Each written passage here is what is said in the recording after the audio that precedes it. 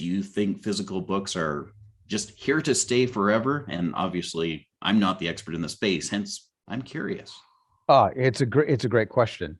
So, when I first got into ebooks in the United States, ebooks represented 7% of the total revenue in the $43 billion industry that is the book industry. Okay. That year was 2009, Wow. where ebooks were 7%. Okay.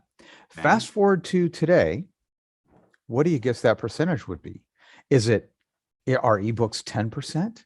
Are they 18%? I would Are guess they'd be are higher. ebooks 45% of revenues?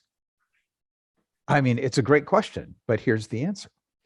So in the US, and it's different everywhere else, but in the US, 65% of the activity, like the revenues that the industry makes, come from physical books. 21% come from ebooks, and about 15% come from audiobooks. Okay. Now those numbers don't line up a little bit because there's a few other things that represent revenues in this industry, but those are the big three. Kind of an interesting thing. But ebooks peaked at 27% and have been on the decline for the last 5-6 years.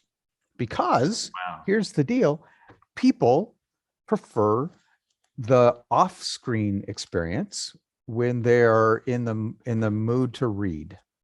Yep.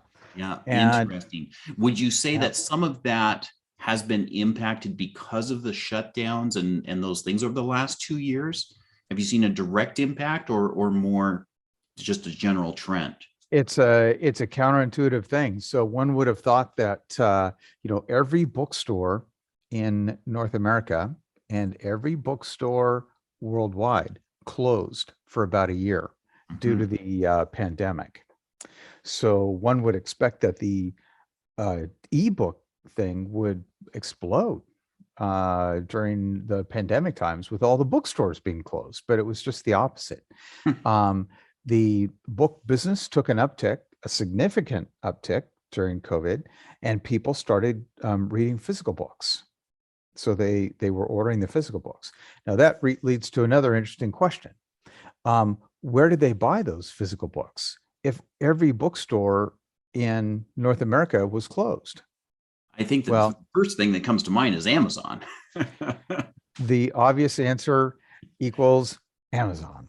And today, it's interesting because as a book publisher, right, I'm seeing somewhere between 70 and 75% of every dollar that we make off the sale of a book comes from one company.